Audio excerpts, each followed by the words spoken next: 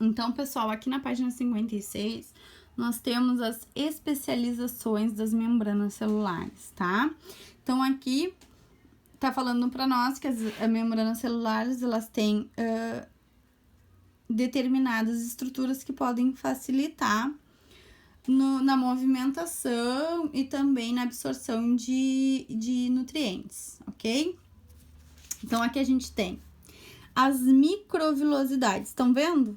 Essas aqui são as microvilosidades, como se fossem uns dedinhos na célula, tá? Essas microvilosidades, ó, elas aumentam a superfície de contato da célula. Então, a gente tem mais espaço para absorver os nutrientes. Então, elas são encontradas em vários tecidos, principalmente o de revestimento da mucosa, do intestino delgado, tá? Então, a gente precisa de muita velocidade para conseguir absorver os nutrientes de forma eficaz, tá?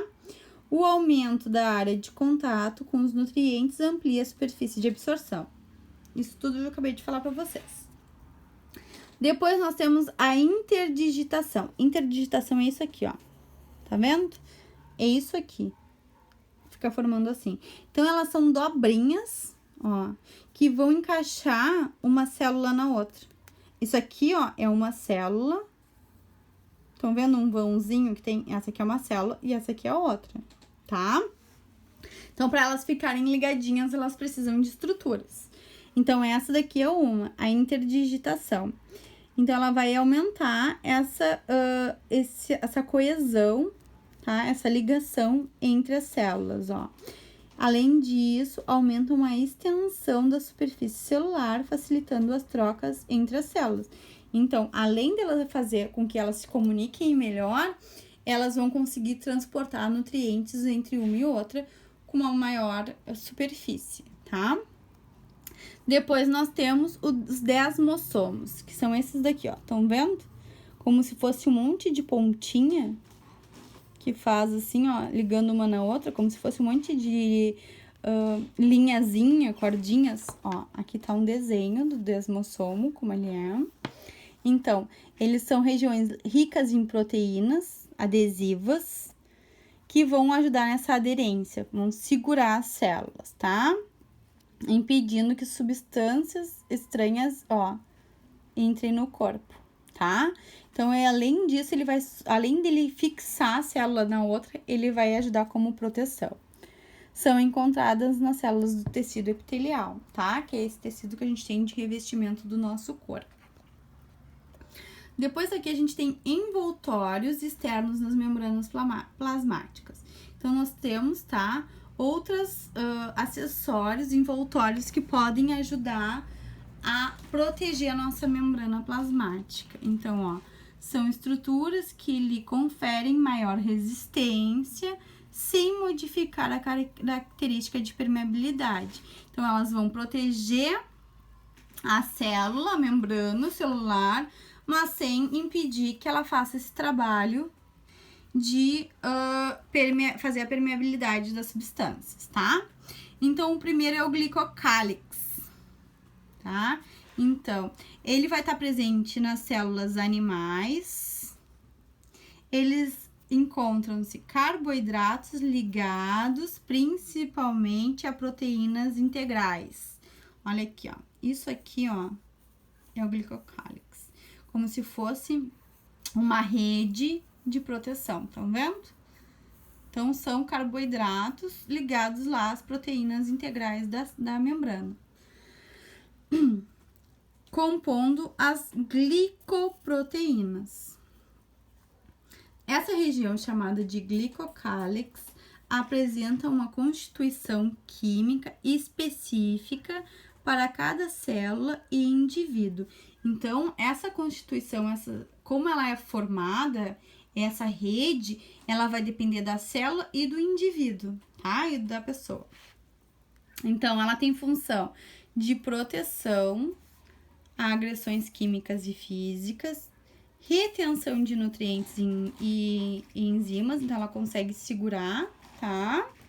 Essas enzimas, reconhecimento celular, agindo durante a identificação de bactérias, então ela vai ser a primeira forma de combater esses indivíduos que estão tentando invadir as células, tá? Ó, na compatibilidade sanguínea e na rejeição de transplantes. Então, ela vai fazer toda essa situação de proteção do nosso corpo, tá? O reconhecimento celular possibilita que as células semelhantes fiquem aderidas umas a outras, rejeitando as que são diferentes. Então, é bem uma forma de manter quem é igual junto e de quem pode fazer mal bem longe, tá? Ó, um dos exemplos da importância do glicocálix é o fenômeno de inibição,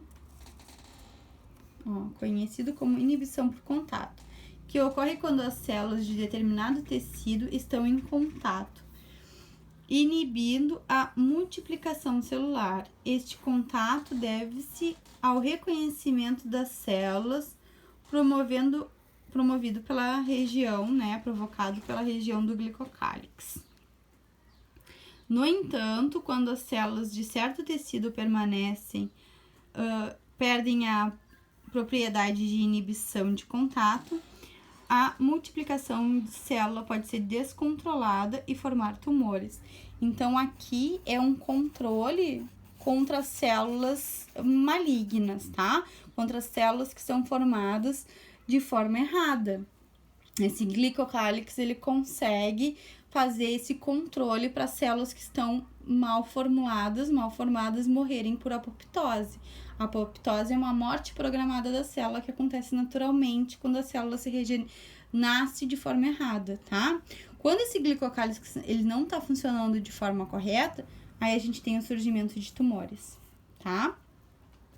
Lá na página 57, então, nós temos a parede celular, tá? Que aí a parede celular é aquela estrutura que eu mostrei pra vocês que aparecem nas células vegetais. Aparece só na célula vegetal? Não. Ela vai aparecer na célula vegetal, bacteriana e de fungos, tá? Elas vão ter algumas estruturas diferentes, ok? Então, na parede celular vegetal, ela tem a função de manter a forma, como a gente já viu, tá? Proteção e sustentação. Então, se a célula incha, se a célula emagrece, tudo isso ela vai manter esse controle, essa proteção.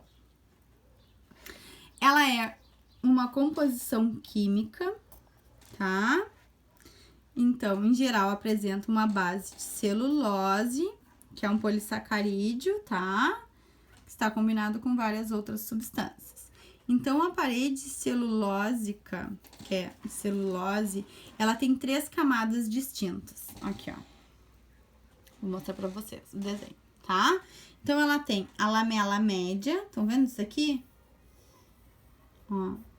Ela é formada na fase final da divisão celular. Então, ela é a última coisa que é formada, tá? Ela vai se localizar entre as células vizinhas, tá? Ela tem um tipo de um carboidrato que é chamado de pectina. E ela tem uma função de cimento, então ela ajuda na aderência de uma célula a outra, tá? Então ela vai ficar aqui, ó, entre as duas células, ok? Então essa é a lamela média, que ela vai ficar na parte mais externa da parede celular. Depois a gente tem a parede primária, que é essa aqui, estão vendo? Que é formada de pectina, fibras de celulose e hemicelulose, tá? Então, aqui, ó, ela é fina e flexível, tá? Então, ela dá essa flexibilidade, essa possibilidade de estender em células jovens, tá? Depois a gente vai ver mais adiante que as células vegetais, elas têm umas dificuldadezinhas que ela tem uma diferenciação de células mais jovens, de células mais adultas, tá? Mas nas células jovens, essa parede primária, ela tem essa flexibilidade, tá? Então, ela é constituída, como eu já falei pra vocês, de celulose, hemicelulose e pectinas, tá? Então, ela vai dar essa flexibilidade e essa estrutura pra parede celular. Depois, a gente tem uma parede secundária, que não tá aparecendo aqui já tá aparecendo a membrana plasmática, que ela é formada, tá? Depois da primeira, e aí ela é mais resistente, tá? E aí ela vai acontecer, ó, ela só vai acontecer nas células que não vão crescer mais. Aqui, como são células jovens, a gente não encontra. Então, depois que essa célula ficou adulta e não vai crescer mais, não vai ter mais essa modificação, ela aparece. Então, ela vai aparecer principalmente onde? Na casca das árvores, tá? Que é uma célula onde tem células mais velhas, que não vão se modificar, e é onde a gente precisa de uma proteção maior, ó. Então, aqui, ó, tá dizendo que apresenta grande quantidade de celulose, além de outras substâncias como a lignina, tá? Presente nos vasos condutores, e a suberina, que vai formar, então, a casca desses tecidos, tá? Então, essa parede secundária da parede celular, ela só vai acontecer em células mais antigas. Depois aqui a gente tem a parede bacteriana para finalizar, tá? Olhem só como ela é bem diferente da parede vegetal. Então, ela é formada por peptidioglicanos, tá? Ela é uma rede de polímeros de açúcares modificados, tá? Interligada com proteínas. Então, a gente tem açúcar e proteínas, por isso o nome peptidioglicanos, ok? Então, ela vai manter a forma e prevenir contra essa modificação do meio hipotônico e hipertônico, que nem a parede vegetal, tá?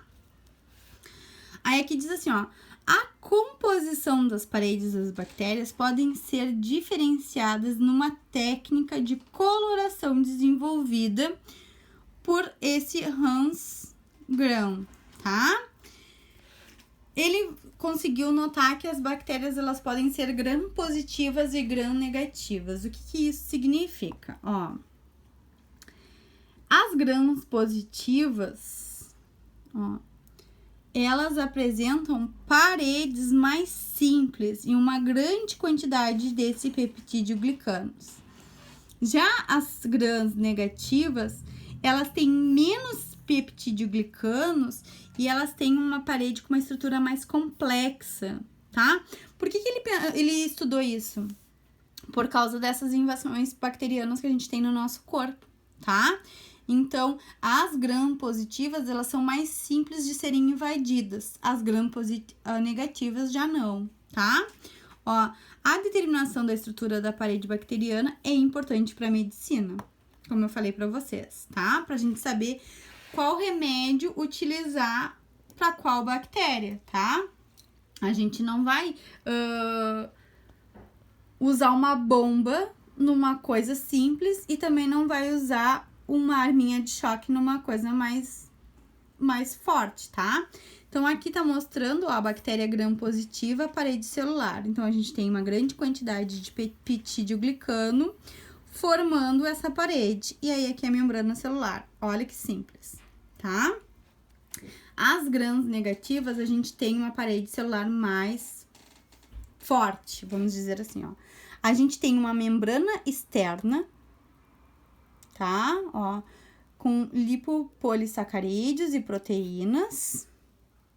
Aí, a gente tem o peptidoglicano, para depois a membrana celular. Então, a gente tem uma membrana, o peptidoglicano e outra membrana, como se fosse um sanduíche.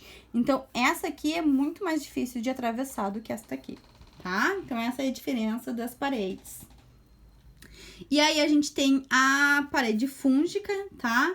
Que ela é uma parede mais complexa, ela é formada por quitina, que é um polissacarídeo, ok?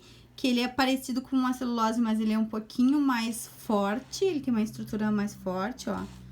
Ele apresenta nitrogênio na sua estrutura, tá? Então, essa parede, ela é bem mais resistente do que as outras, ok? Podem apresentar diferentes carboidratos e proteínas, tá? Ó, nos fungos, a parede celular exerce função de manter o formato da célula, fornecer suporte osmótico e proteção física, igual aos outros, tá, pessoal? Gente, eu sei que é muita informação, tá? A gente fez 3 vídeos. Se vocês tiverem dúvidas, vocês me perguntem, me mandem mensagem, por favor, ok? Façam as atividades, tá? Aqui do livro didático é da página 59 até a 64, tá? E do atividades da 25 a 32. Depois que vocês terminarem, mandem fotos lá pro atividades. Não esqueçam de botar nome, turma e disciplina, tá? Pra eu saber diferenciar vocês, saber que o e-mail é pra mim. Dúvidas? Mandem também, ok, pessoal? Até a próxima!